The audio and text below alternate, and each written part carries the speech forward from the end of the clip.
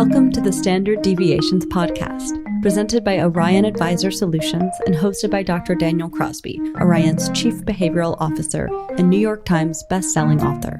Each week, Dr. Crosby interviews a fascinating new guest on a range of compelling topics, from literature to psychology to financial wellness. To learn more about Dr. Crosby's behavioral finance work at Orion, visit www.orion.com. Hello and welcome to Standard Deviations. I'm your host, Dr. Daniel Crosby. I am joined today by Reese Harper. He is the founder of Dentist Advisors and the CEO of Elements, a financial planning software company. Welcome to the show, sir.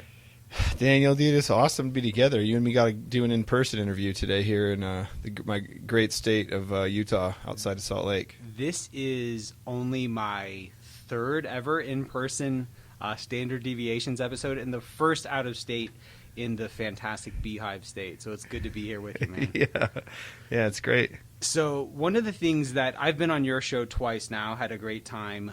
One of the things that most impressed me about your advisory business was the way you went after a very specific niche.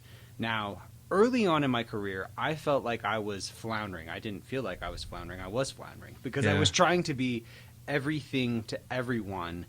It was hard for me to make the transition to a niche, right? I wanted to be sort of everything from sports psychology to organizational behavior to behavioral finance. And it was really only after I specialized in behavioral finance that my career really went kind of somewhere special. How do you how did you take that first step to say no to everything except dentists and speak to the power of a niche, if you would? Yeah. Well, I think you hit on something there too that I think is really valuable, which is, once you pick what you're passionate about, or once you pick something that really gives you energy, your career can kind of take off. So I think it's interesting to see that in some cases, the right answer for an advisor, like in your case, was to find what you're passionate about and go after it. I mean, it wasn't necessarily, you didn't happen to pick lawyers and then stayed as an advisor, right? You went down this area of behavioral psychology that you're more passionate about and just got more energy from, and that blossomed your career. And I think that, in my own way, even though I did remain as the founder of and an owner of an advisory firm, I didn't leave the industry. My passion really was creating a better client experience. I wanted clients to have a better experience with an advisor. And that was what allowed me to then kind of step back a little bit and say, well, how am I going to create that? How am I going to make sure that when a client comes in the door, they have a nice pairing with an advisor and that the process goes smoothly and everything. And I don't know that I would have been able to say my passion is that at the beginning, but it started getting to the point where I felt like it's not delivering the advice one-on-one to a client where I was passionate as much as it was the whole experience, creating that and figuring out, like, if I could take Ryan Isaac, who was my kind of first advisor, that he was there at the beginning with me when we started DA. I wanted to figure out how he could have the same client meetings that I was having, and how could he, interact. And it got to the point where picking a niche was part of that, decision, because when you think about how hard it's going to be to get another advisor up and running, it's complicated when you just continue to add occupations across that advisor's book, from lawyers to, we had carpet cleaners, we had dentists, we had a restaurant owner, we had W-2 employees that were working in a nonprofit.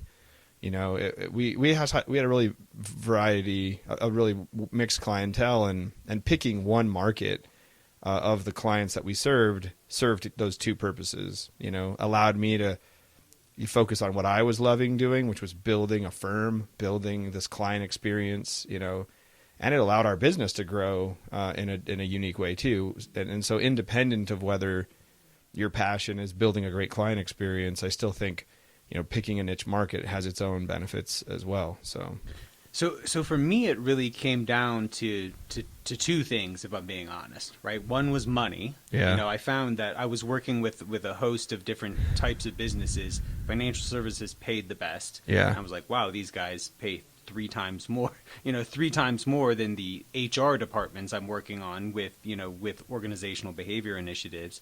So that's nice.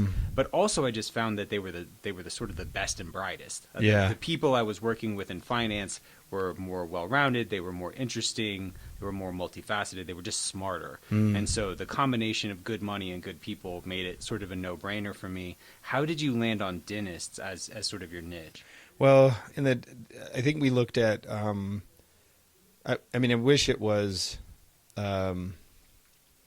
easier to identify a niche initially for me, but I spent my first couple of years kind of spinning my wheels as well with a lot of different types of business owners. And I think I started seeing there's a few commonalities between getting paid well in finance and like being successful as a financial advisor and the type of client you go after. And I think that the more complex the client, the more likely they are to need your services. There's 300 million plus people in America, 120 million households probably, and the vast majority of those households work for companies that have HR departments, that have 401ks and have benefits, and their financial planning questions they're just not that complex. Sure. Right? And so where does complexity come in, in financial services? It really starts coming in when incomes start going higher and when people have more complex balance sheets and when they have more assets and more debts, or if their income is really high, the complexity starts going up. And so if I looked at across my entire spectrum of clients, dentists had not the highest income of anyone. The average general dentist is just over $200,000 a year. So they're not uber, high income people on average. Now there's oral surgeons and orthodontists and these kind of specialists within dentistry, but it wasn't just their income. It was more their complexity and their income and the size of market. So, there's 200,000 dentists in the country. That's a good size market to go after. You don't want to have too small of a market or you end up, kind of running out of growth options. And then, if the market you're serving doesn't have a lot of financial complexity, then their tolerance for paying isn't going to be very high either. Sure. So if I looked at dentists, they graduate from school with, 500,000 plus in student loan debt, and then they have to buy a building and they've got to finance it. They've got to think about employing other people and other, dentists in their office. They've got to think about liquidity in a different way and how much to build up inside of their practice. Paying down debt's a big thing for them. And so just a lot of like decisions that have to do with finance that are kind of overwhelmed by. So it makes for a great,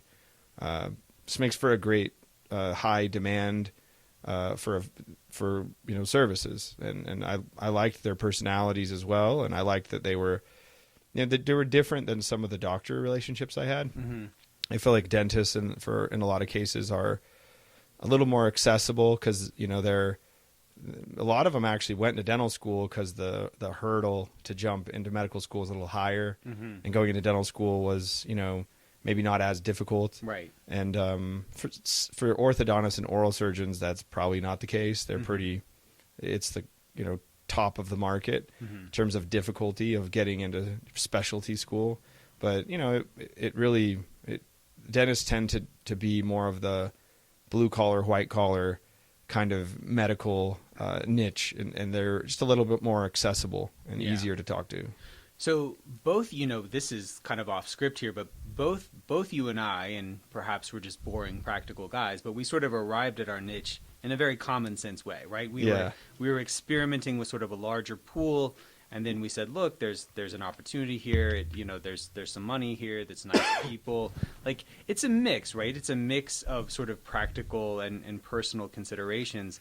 You hear so much advice, I think, about sort of following your passion. And am I safe in saying that, serving dentists was maybe not what you wanted to do when you were 9 years old? But yet it's interesting enough, and it's sort of practical enough. I don't know, maybe. Well, yeah, like back to this point though, like where does the passion come in for me? Like it didn't matter if it was lawyers or doctors or dentists or chiropractors or general contractors. Like I didn't really care which person I was going to like go after. I just wanted to create a business that actually was sustainable independent of whether I was the advisor. Got it. So I wanted to work on the client experience, work on building the firm, work on creating the process. And it didn't really matter which niche it was. I just needed to pick one. And so the picking of the niche was quite pragmatic. It was like, I already have some dentists. They have high needs. They're complex. Their income's, in the upper echelon of standard. Let's go after that one. Yeah. And we didn't really look back. It was just like, that's the one we'll go after. And we only had like a handful. It wasn't like we had 20. I think we might have had 3. Yeah. Right. So it wasn't, and there was a tendency to look back and like, go, is this the right one to pick? Like, should we have picked dentists? Right. Once you get 20, you wonder, would we have had 40 if we went after lawyers and, we're a year in? I mean, it didn't like just blossom overnight either. Like, it was still a grind. Now today we're bringing on hundreds of new dentists a year through a pretty low cost marketing campaign because our brand is so well established. It's like, man, this was the best decision I could have ever made. But at the time, it was still not obvious to me, even 6 months, a year in of picking that niche market, that it was, this was clearly the right call. Right. So I probably passed up on as many clients in that first year as I picked up from the niche, right? And so I think the niches don't pay off for quite a while, but the passion came from like building a business that was sustainable, independent of me as the financial advisor. Like, I really did love that challenge, but it was much more practical to just pick the market. Yeah, I feel like there's a lesson in that, because for me, my passion is educating others about why people do the things that they do, right? I could have done that as a sports psychologist. I could have done that as a psychology professor. I could have done that as a behavioral finance guy. And there's 100 ways I could have done that. The specific vehicle is less important than sort of the higher order need, the meaning, the purpose. And for you, it's about standardizing the client experience. It's about delivering this exceptional sort of service. And it didn't matter. The specific vehicle, the specific niche was less important. I like that. Yeah. I think there's a lesson in that for listeners who are trying to figure out their purpose. So dentists make great money, right? So you're saying they're not the highest paid people in the world, but for the average American, that's still about 4x the average American. Yep. And yet they retire 6 years later than the average American on average. What's the lesson in here? Is it keeping up with the Joneses? What's sort of the lesson in such a high earning cohort not having the financial freedom they might otherwise? Well, I think but when you add that comment I was making earlier about complexity, they've got however many, the average dentist, if they're going to become a business owner, they're going to have a lot of different debts, and they're going to have a balance sheet that starts having a bunch of different accounts in it, and they haven't run a business before. And so when they start down that road, it's just little things that start layering on top of each other, like overcompensating a hygienist, or maybe paying too much to an associate, or maybe financing their debt in a way that, isn't efficient, or maybe they don't build up enough cash and they kind of get a little tight, and then they're playing catch up on their marketing because they started marketing, but then they quit. So you're kind of, I call it an entre-professional, and that there's lawyers or entre-professionals, architects, any consultants, real estate agents. There's a lot of like businesses, a real estate agent, if they build their own small brokerage, but if you have a small business and you're a professional, I think that's just where a lot of complexity comes in. And dentists have they're one of the business owners in this entre-professional market that just doesn't have like any training when it comes to managing a business, and they just don't have any experience in that at all, but they're asked to do it all.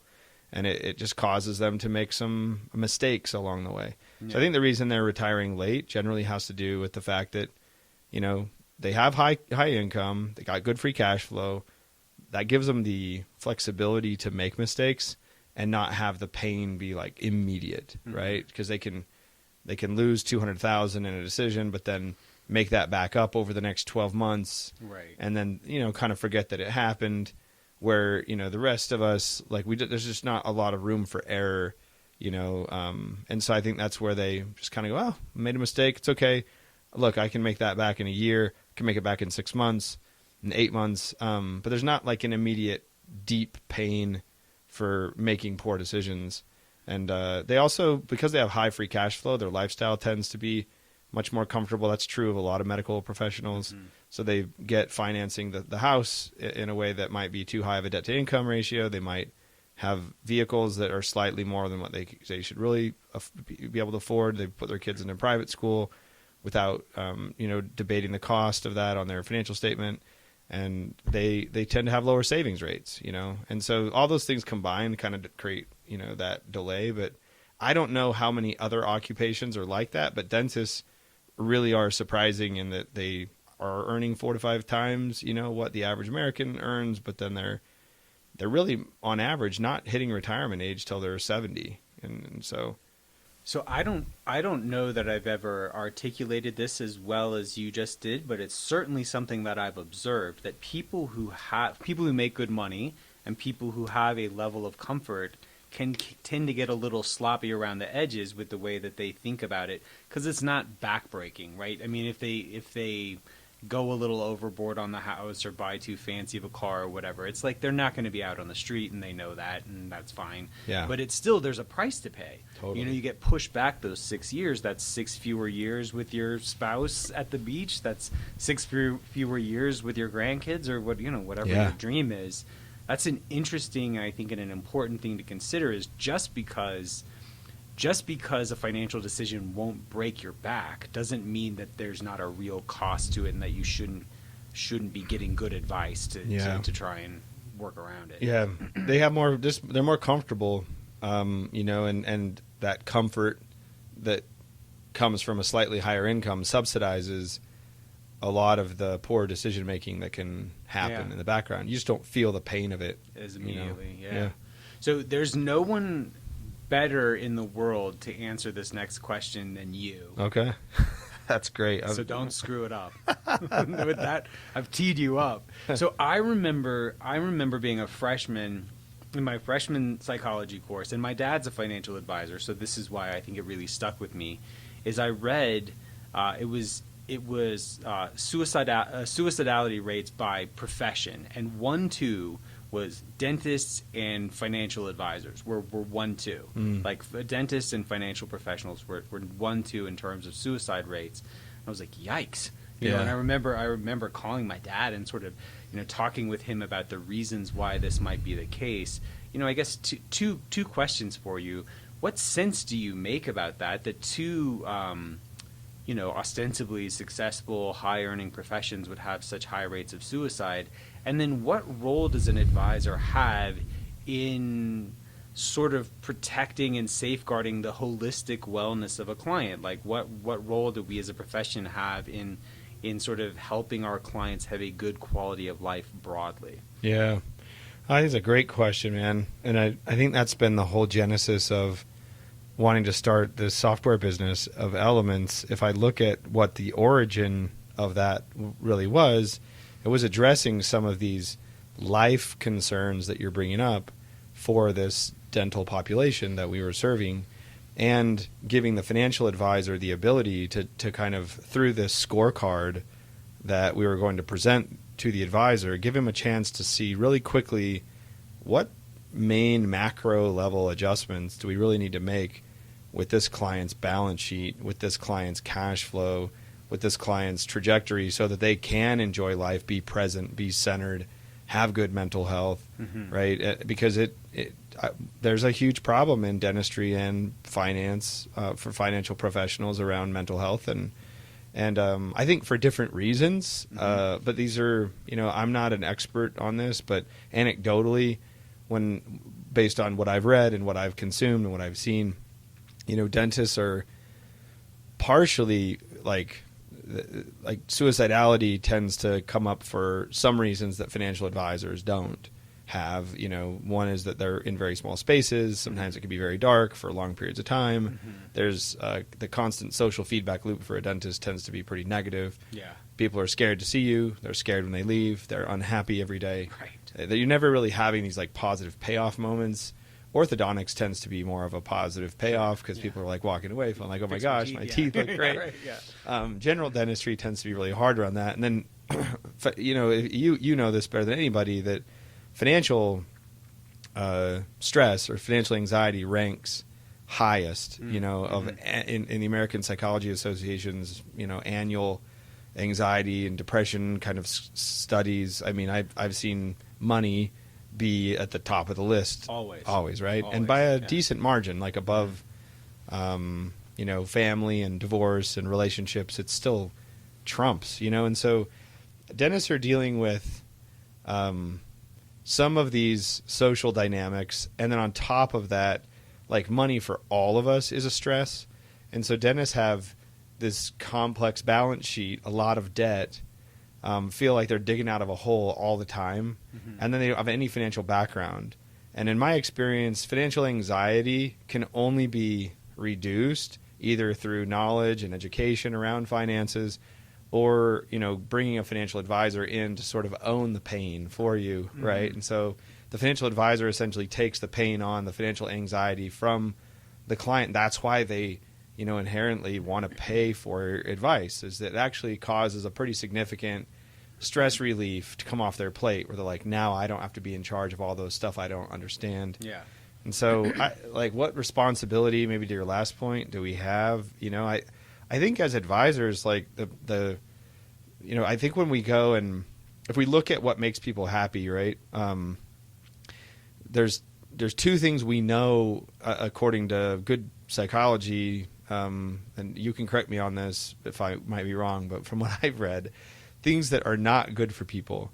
And one of them is like beating themselves up over their past, like all the time, or like having a ton of anxiety about the future. Like happiness comes mostly from like engaging the present moment, like today, the now, the immediate, like your immediate life. And most days can be good if you're focused on the day. But, days can kind of get, hairy if you're focused on the anxiety that you have in a month or 3 months, or the big problems coming, or beating yourself up over the past too heavily. It seems like those are, things that in the financial planning community, we're not actually doing a great job, in my view, of bringing people into the present and helping them with their present financial picture. We do a lot of Monte Carlo simulations. We do a lot of cash flow forecasts. We do a lot of like certainty about the future and kind of like making people feel like you're going to be good in 20 years if you just keep doing this grind, right? Yeah. But like, I don't feel like that always results in clients long-term feeling happy. And then the past, we beat clients up over the past quite a bit too. Be like, oh man, why'd you do this? Where have you been? Why did this, happen? And looks like we're a little behind here. I mean, it's almost like, we need to stop addressing people's past in a painful way, and we need to stop, in my view, being so obsessed about 20 years from now, and how can we bring the conversation into the immediate present? Like, why is someone feeling anxiety now? Well, maybe it's their debt to income ratio. Maybe it has to do with their liquidity on their balance sheet. Maybe it has to do with the fact that they're in too big of a house for their cash flow. And there's no way to solve this problem. Like in finance and like software startups, if I'm going and meeting with an advisor and they see that I have like one part of my overhead that's off, it could be a developer expense, it could be a product, expense, or a marketing person, like they'll say like, you got to fire this person immediately. Yeah. Cause you got to right size the business immediately, cause you're at this early stage and the team composition is like critical. And so quite often, you make really quick changes to very big decisions. When it comes to personal finance, like if we're in too large of a house for our income, like getting someone to make a shift away from that, like it's like the holy grail. Like no one touches it. Like no financial advisor wants to mess with that. We'd rather just walk away and be like, well, they're kind of in a bind and I can't really help them, but I don't want to be the person that tells them they got to reconstitute their whole balance sheet. It's like, well, hey, if we're really trying to help people, rich or, median or average income, like sometimes these present adjustments around sell this, refinance that, build up this liquidity, start spending more in this area, cut back at work and re-engage in something you're more passionate about. Like, I think there's a lot of things we could explore as an industry of like, what could we do that would be more immediately important to the client, instead of just saying, well, my role is to forecast or my role is to tell you what you've done wrong before. And so anyway, that's kind of where my heart's at, is how can we help people start to feel like their financial advisor is this like really financially savvy therapist that is actually helping them feel more centered and just happy with their life. And if that means retirement's at 70, fine. If that means it's at 62, fine. Like, I want to be more concerned about how they live the next 20 years than how much we have at the end of it, you know? And so that, anyway, your thoughts on that. I'm kind of curious how you might reframe it a little bit. Yeah, so so we did research. I'm kind of spoiling a surprise that's coming out. I hope Orion doesn't get upset with me. So we're rolling out something here relatively soon. We looked at what people fight about when they fight about money. And we came up with an assessment of sort of different money styles. It can be used for individuals. It's, I think, especially useful for couples. And we looked at we found 5 basic things that people fight about when they fight about money. But the granddaddy of them all was, is money used to secure tomorrow or enjoy today? That was the number one. That was the number one thing. People are just like in 2 very different camps. Like, either I'm going to carpe diem with this money and just, live it up, or else it's like, no, squirrel it away. That's for 20 years from now. And of course, the answer is yes to both. Right? It's yes, it's both and. Yeah, both and. It's not either or, it's both and. And that's what we're trying to help couples recognize. I have a friend right here in Salt Lake who recently came to me to help her find a new financial advisor, because she's like, look, it's too much. Like, it's too draconian. Like, I get scolded for every little purchase. Like, I get yelled at. And she's like, look, I'm saving a good portion of my money. I work hard. Like, I'm setting aside 15, 20%. Like, leave me alone, And so I think that we as an industry have to help people find that sweet spot of secure tomorrow and enjoy today. So I love it. Living, enough with chastising people for their past financial sins, enough, sort of dreaming about one day you'll be happy because, slug it out, and 20 years from now, maybe something nice will happen. Yeah. Like, we have to help people live in the moment. I like that a lot. Yeah. Yeah. That's a critical item. I feel like that, at Elements, the thing I'm trying to work on right now is like taking that concept that you're sharing, but get it a little more concrete, so that we're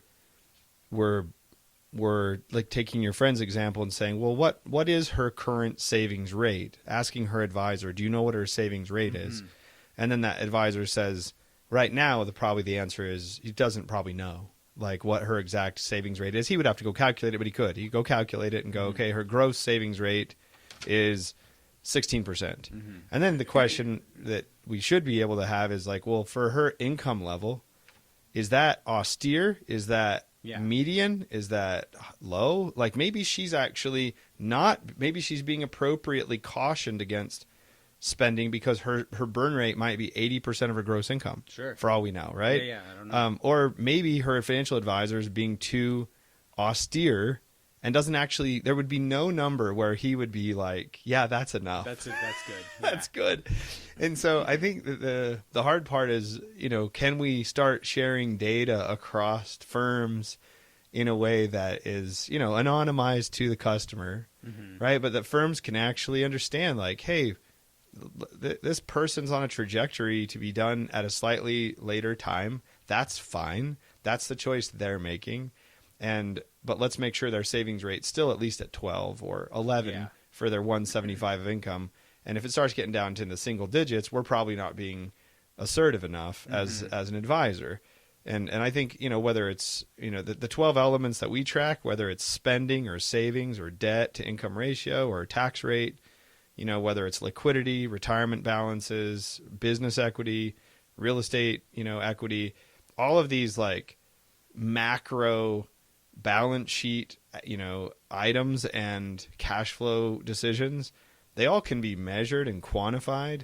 And then we can use that data to like make more thoughtful recommendations that support the values of each client. And if those values are more, I'm fire generation, want to be done by the time I'm 40 and just wrap this thing up, we can support that, set of values. If you're the person that wants to live more balanced, enjoy the present, and just more, as much as you can carpe diem before the wagon wheels roll off, we can support that. Yeah. But I think supporting someone in the values they have around money is really important. Not to control their values and make your values their values, but in order to do that, you really kind of have to have data to be able to say, is this the right mix here, or am I just gut feeling and projecting my own values on them, which is what I usually see happen from advisors.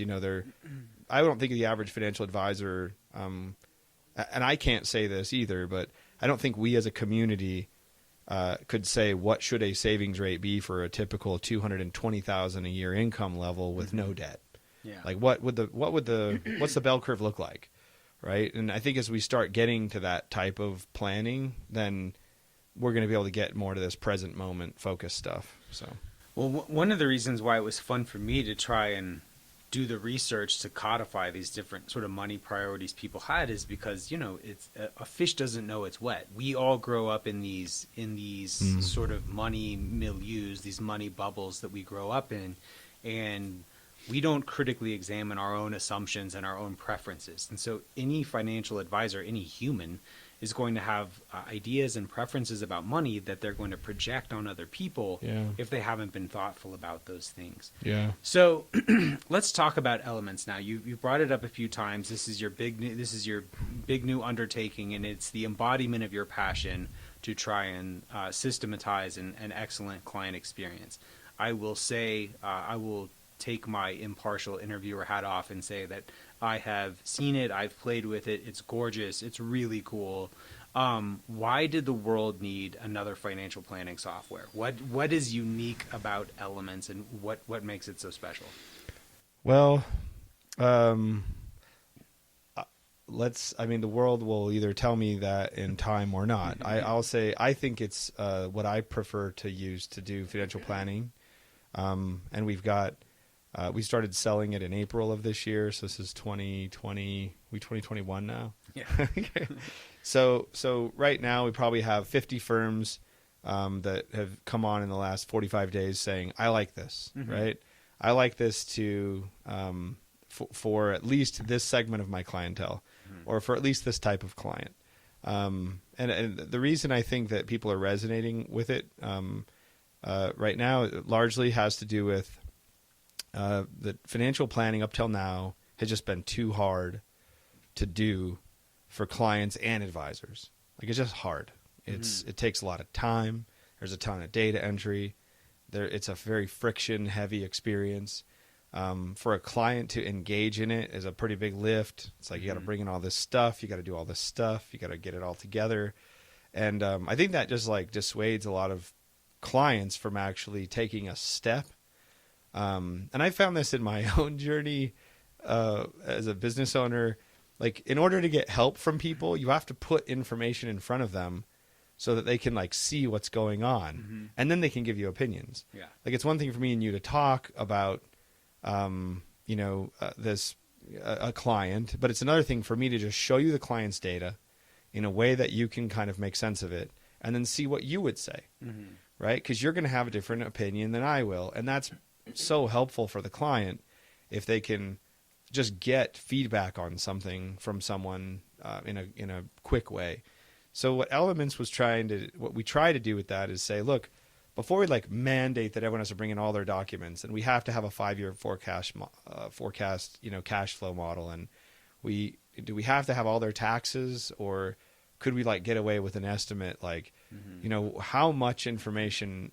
What's the minimum viable amount of information we would need to start interacting with the client, and to create some kind of good engagement, and advisors seem to be responding good to that.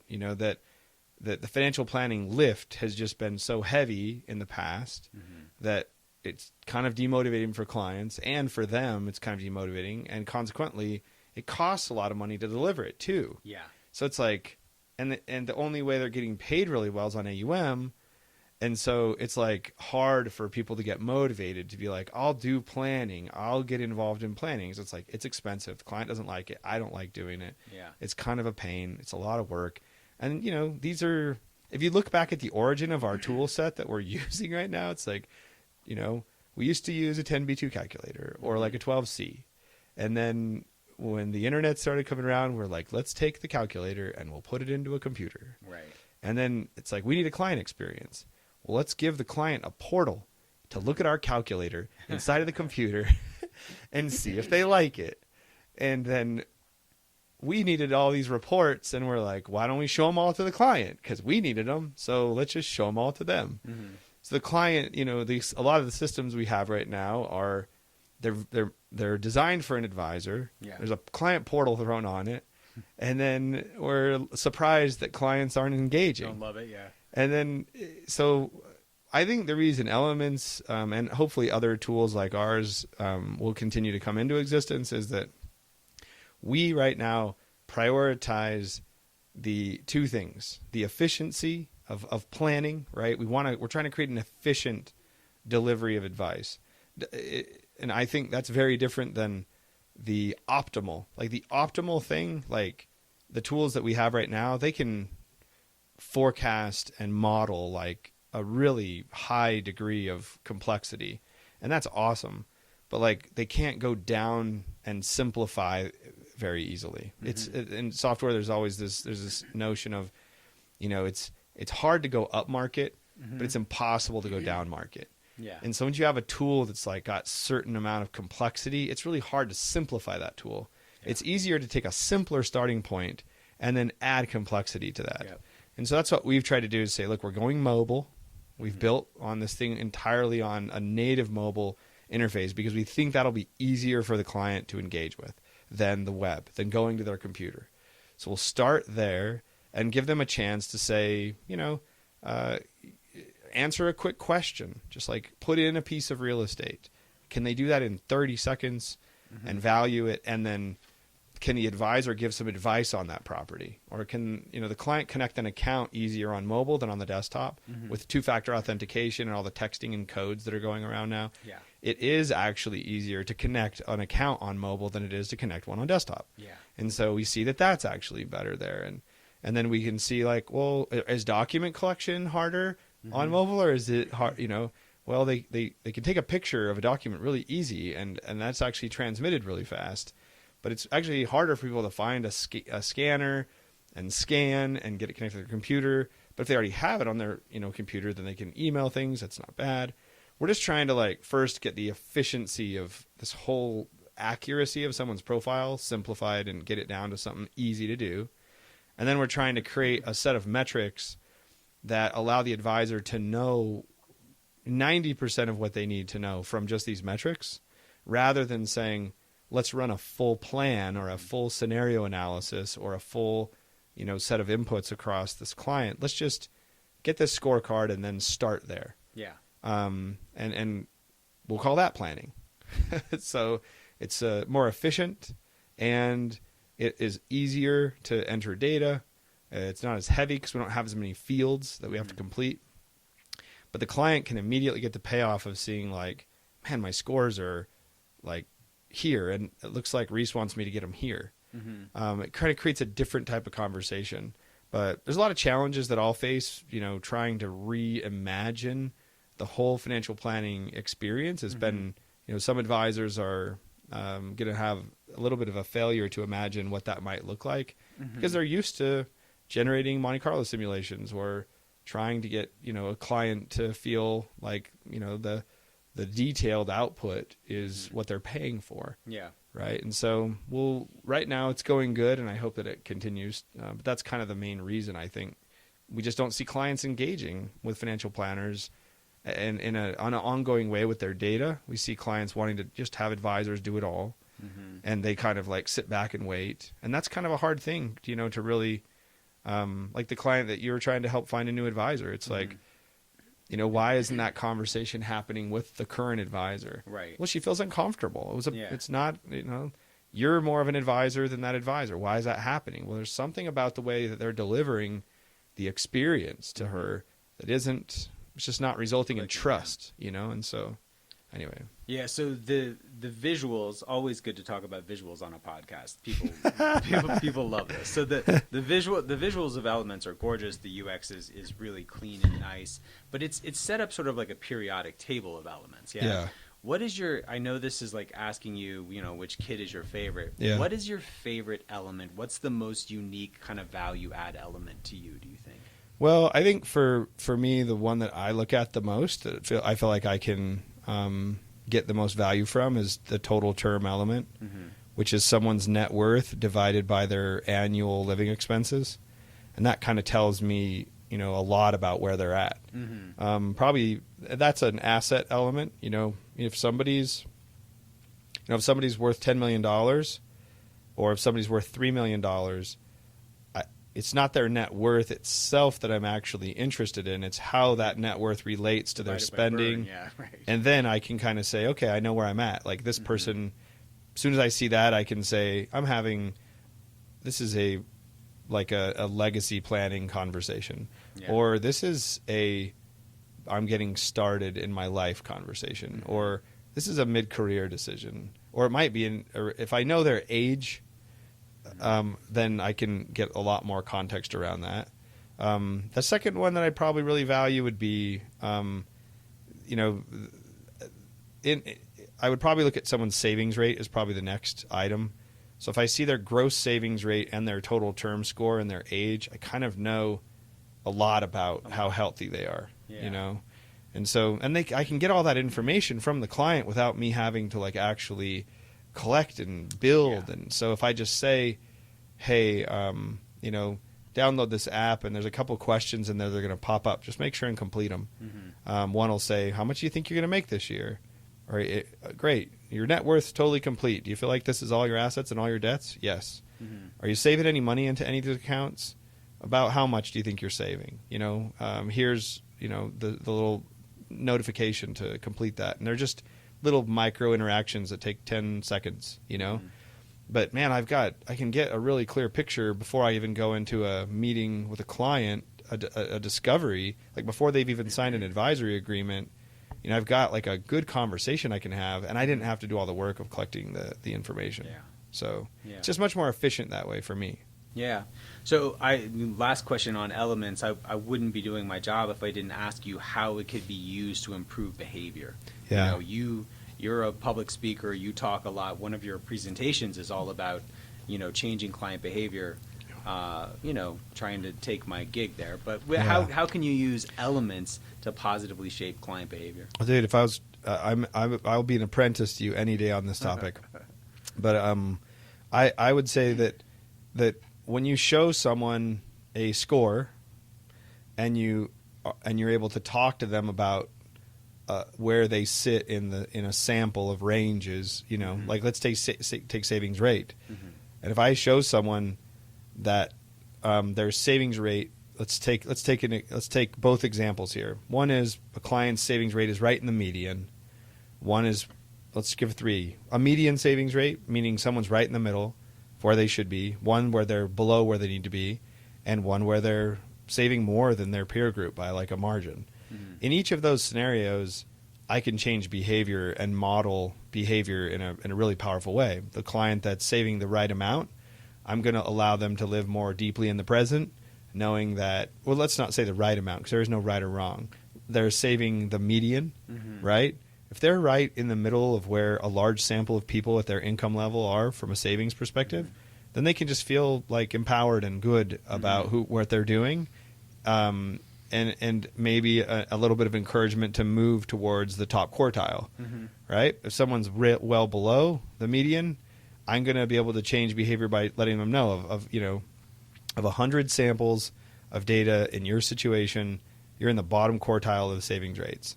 Like, I just want you to know that, and if you're okay with that, that's fine. I'm not here to judge you and tell you that's bad, but like you know, that's the current, like this area, anytime a client's below median, I'd like to have that discussion.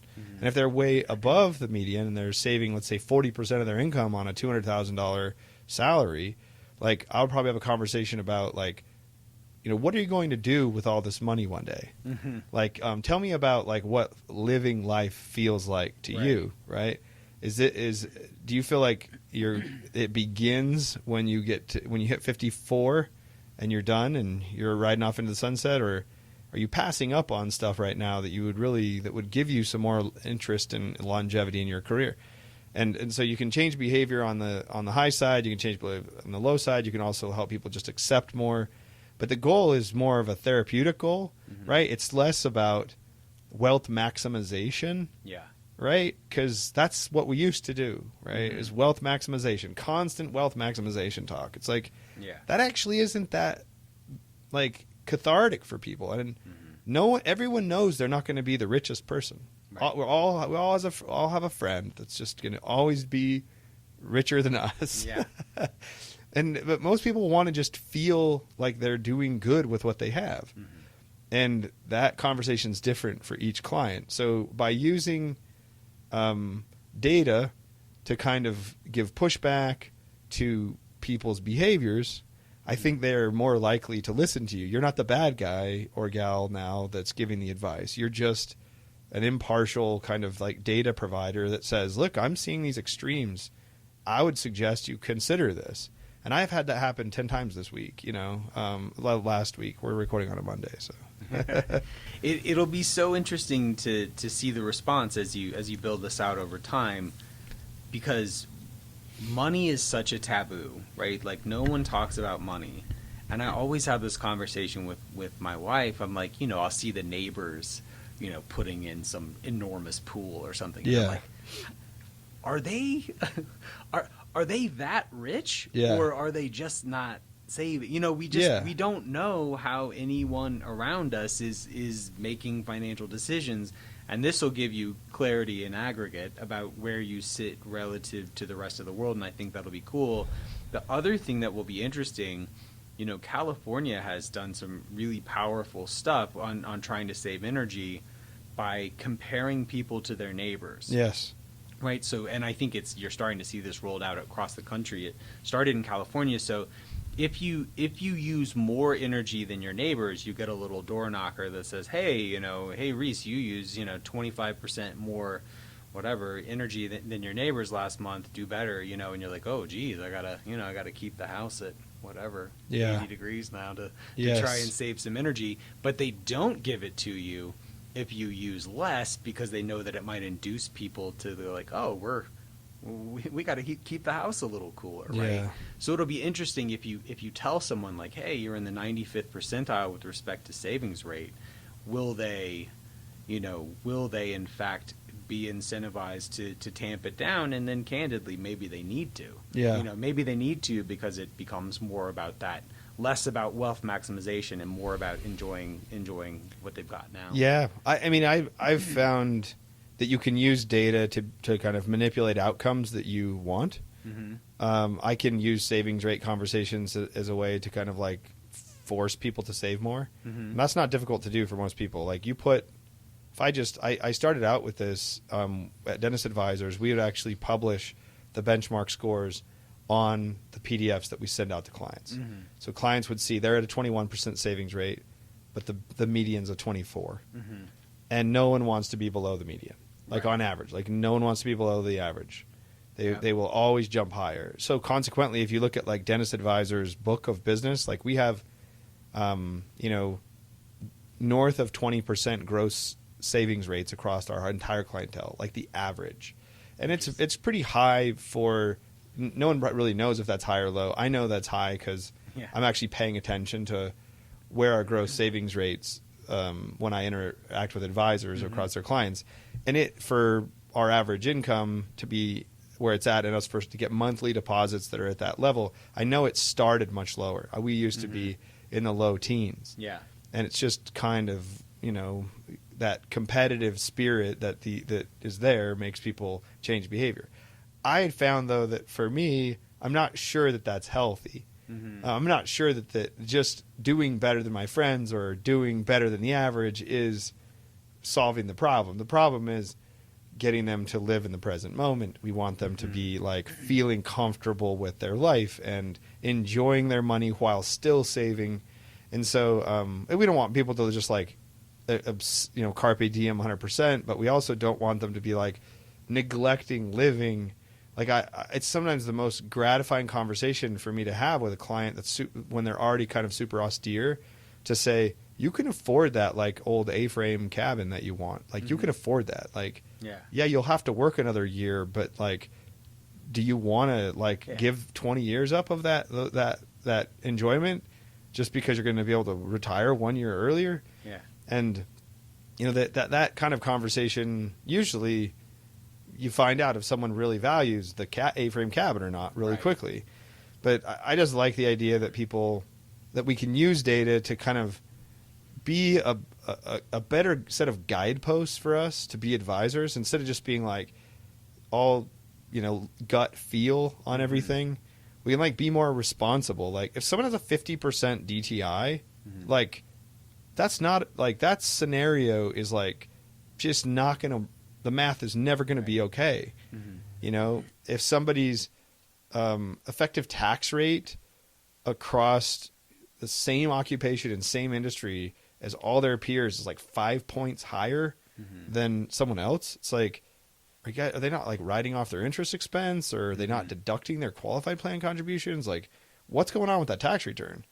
Like we should be able to identify some outliers using data to like move the needle. Like if someone's savings rate is 4% and their income is, greater than 80,000, I would be like super alarmed. Like I'd be like, this is margin of error here. Like there's no wonder you're going to be racking up credit card debt. If they're making 30,000, that's one thing. Yeah. But I just think a more intelligent industry around how we give advice is where we got to go. Not right now. We've been great at like a more intelligent industry around investment returns, right? But like, I don't know that we've gotten down into the decision making, deeper than the portfolio as much as we could, Anyway, what I see is there's so much enthusiasm for behavioral finance. I mean, there's so much interest in a ton, yeah. Like, there's so much interest in the advisor community around it,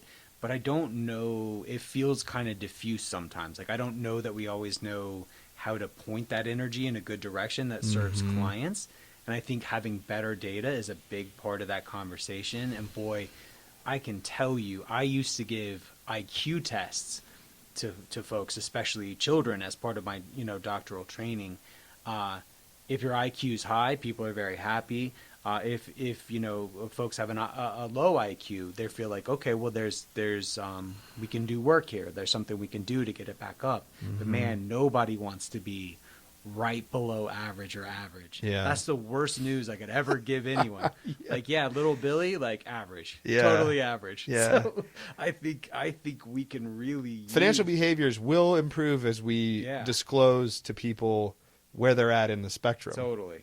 And you see that in a lot of industries. You've seen that from Qualtrics, a multi-billion-dollar, survey company that has like proven that the more they measure these statistics, they're going to get better outcomes. Amazon's proven that. A lot of companies have proven that. And so in personal finance, I think we're just at the stage right now where an emergency fund means 10 things to 10 advisors. Yeah. So it could be $30,000. It could be 6 months of savings. It could be 2 years of liquidity.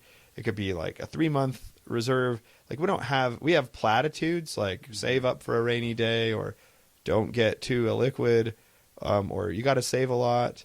But like, what are we saying that even means? Like, what does saving mean? Like, is 10% of our gross income like saving? Is that like, does anyone feel like that's adequate?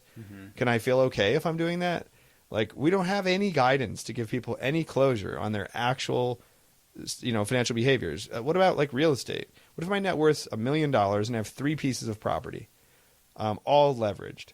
Like, in any scenario, like, is that okay? Like, when's my balance sheet big enough to have a second home?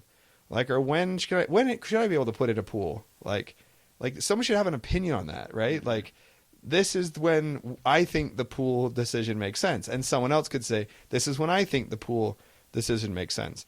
But it has to be based on net worth, liquidity, savings rates, income, debt to income ratio, existing debt. Like, the more that data can become more transparent and we can kind of say, this is why I said it was a good time to start that new business for my client. Like, it was good timing. Or this is why I said fine to the cabin. Or this is why I said you should probably add an employee or an associate, or, at the dental practice. Yeah. All those things are just what we're enjoying at Dentist Advisors, I think, internally here. Mm-hmm. These kind of conversations we're having. And then I'm hoping Elements over time can allow us to start making that data more, agnostic, to provider, and just have it be accessible to people that are willing to get their data in this format. Yeah. But it's not going to be the only solution, but I'm excited for that because I think it will help a lot. Well, you've given us awesome insights on everything from choosing a niche to the way that data can drive good behavior in only the way that someone who's been in the trenches for quite a while could do. So if people want to know more about your podcast, if they want to know more about Elements, what's a good place for listeners to go check y'all out? Well, thanks, man. It's always such a pleasure to read your content every time it comes out, and it's been a blast chatting today. Getting in touch with me, you can just send me an email at reese@getelements.com, or you can go to getelements.com and you can book a demo. You can download the podcast. We have the podcast is called Elementality, Spotify and iTunes, and we've got a good listener base there now. And if you're interested in learning more about making the financial planning experience just easier for advisors and clients while making it more impactful, that's the kind of project we're facing right now. So awesome. Thanks again for being here. Yeah, thanks. Thanks for tuning in to Standard Deviations. If you can't wait till next week for more behavioral finance insights, visit www.orion.com.